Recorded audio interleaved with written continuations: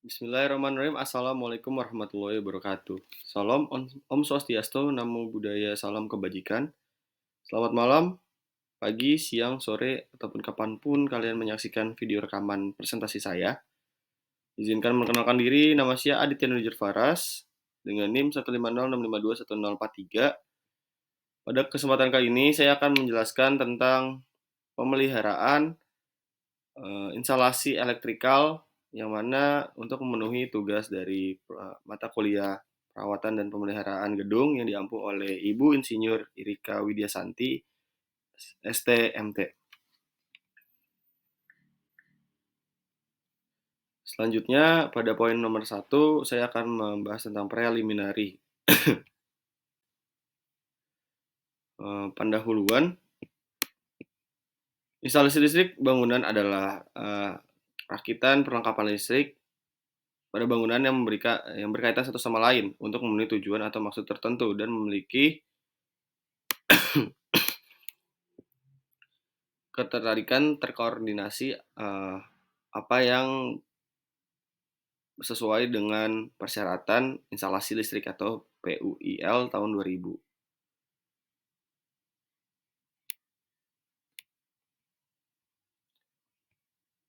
Pemeliharaan peralatan listrik adalah serangkaian tindakan atau proses kegiatan untuk mempertahankan kondisi dan meyakinkan bahwa peralatan dapat digunakan sebagaimana semestinya dan dapat dicegah terjadinya yang dapat menyebabkan kegagalan instalasi dengan perawatan yang dilakukan atau pemeliharaan yang dilakukan. Dari pemeliharaan itu maksudnya apa sih dan tujuannya apa sih instalasi listrik ini? Nah, ialah agar pengusahaan instalasi listrik terselenggara dengan baik untuk menjamin keselamatan manusia dari bahaya kajut listrik, keamanan listrik, instalasi listrik beserta perlengkapannya, keamanan gedung serta isinya dari kebakaran akibat listrik, dan perlindungan lingkungan. Hal-hal yang selama ini dianggap sepele oleh masyarakat tanpa disadari telah menjadi pemicu tinggi angka kasus kebakaran. Kebakaran dapat terjadi jika ada 3 unsur, yaitu bahan yang mudah terbakar, oksigen, dan percikan api. Hubungan pendek arus listrik atau korsleting listrik yang menimbulkan percikan api terhadap bahan yang mudah terbakar masih menjadi pemicu tingginya angka kebakaran. Poin nomor 2 tentang analisis perawatan. Di sini dapat dilihat bahwasanya statistik angka korban jiwa akibat korsleting listrik. Tahun kecelakaan ini di sini tertutup ikutan saya di sini dari tahun 2018 sampai dengan 2021 angkanya itu sebesar 60%. Dan tahun 2021 sampai sekarang 2023 itu meningkat cukup signifikan, yaitu jadi 90%. Korban jiwanya itu di sini terdiri dari 40% dan 60 perempuan dan 60% laki-laki. Kenapa banyak laki-laki? Karena kebanyakan dari korbannya itu adalah tim engineer, pemadam kebakaran dan warga sipil, dan kebanyakan itu yang mengusahakan adalah banyak orang-orang pria dewasa, anak-anak dan lain sebagainya gitu. Untuk angka di sini akibat terjadinya itu human error terjadi 1.751 kasus, sistem error itu 820 kasus, dan faktor lainnya itu sebesar 2.529 kasus. Penjelasannya, sebagian besar kasus kebakaran berasal dari konsleting listrik. Menurut Kepala Suku Dinas Pemadam Kebakaran dan Penanggulangan Bencana Jakarta Barat, sudah terjadi Suyadi kepada Tempo Kamis 26 Februari 2009 berdasarkan data Dinas Kebakaran DKI Jakarta Barat menduduki peringkat tertinggi penyebab utama kebakaran terlihat pada faktor sumber masalah terutama pada kasus konsleting listrik akibat pencurian yang tidak sesuai dengan kebermanfaatan arus listrik yang harusnya memenuhi standar. Jenis pemeliharaan itu dalam melakukan pemeliharaan instalasi kelistrikan dikenal beberapa jenis pemeliharaan, antara lain perawatan rutin, merupakan perawatan secara rutin dan sistematis, perawatan berkala, perawatan yang dilakukan bertahap step by step secara sistematis, dan yang terakhir itu perawatan secara menahun, yang merupakan perawatan pemeliharaan yang dilakukan secara sistematis yang dilakukan oleh para ahli. Pada kesempatan kali ini saya akan membahas tentang pemeliharaan secara rutin.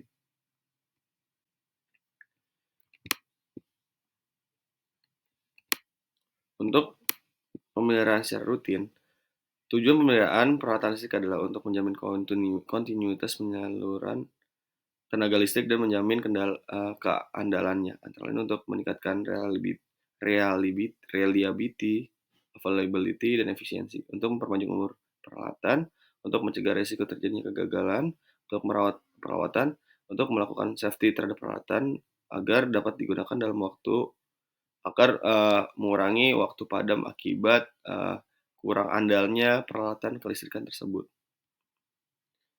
Nah, di sini merupakan metode pelaksanaan. Pelaksanaan pemeliharaan pada dasarnya dikerjakan sesuai dengan petunjuk pabrik pembuatnya. Karena ketika kita membeli suatu produk instalasi listrik, di situ sudah ada aturan bagaimana cara memeliharanya, bagaimana cara merawatnya, bagaimana cara maintenance-nya, dan lain sebagainya. Jadi dengan patokan itu merupakan pedoman kami atau pedoman para engineer untuk melakukan pemeliharaan secara rutin. Selanjutnya, untuk memulai pekerjaan, kecuali pada hal-hal yang darurat, pelaksanaan pemeliharaan hanya boleh dilaksanakan setelah syaratnya lengkap, terutama adalah perintah kerja, bond material, pemeliharaan, dan kepala pelaksana. Karena bila semua unsur ini tidak terpenuhi, maka untuk melakukan kegiatan tersebut tidak bisa dilakukan. Karena hal-hal yang terjadi ini adalah hal-hal yang bersifatnya urgent atau darurat, jadi harus diturunkan tenaga ahli yang sudah tersertifikasi. Atas dasar perintah kerja bermaterial standar metode pekerjaan, jika rencana pemeliharaan direalisasikan oleh petugas pemeliharaan dari bidang mekanik, listrik, instrumen, dan kimia, dan dipimpin oleh kepala regu dan pengawasan yang sesuai dengan bidang dan tanggung jawabnya. Karena ketiga komponen ini harus terpenuhi untuk melakukan pemeliharaan agar saling berkaitan satu sama lain, dari mulai mekanikalnya, kemudian secara keelektrikannya itu harus diperhatikan dengan betul-betul agar tidak ada arus pendek yang terjadi, kemudian tidak ada zat kimia yang tersebar ke udara yang mana itu dapat menimbulkan percikan api atau mengganggu kesehatan pernapasan dan lain sebagainya, yang itu dipadupadankan oleh sang kepala gitu. Oke, baik. Mungkin penjelasan dari saya sekian dan terima kasih banyak. Maaf bila ada salah-salah kata. Wabillahi taufiq wal hidayah. Wassalamualaikum warahmatullahi wabarakatuh. Terima kasih sudah menonton.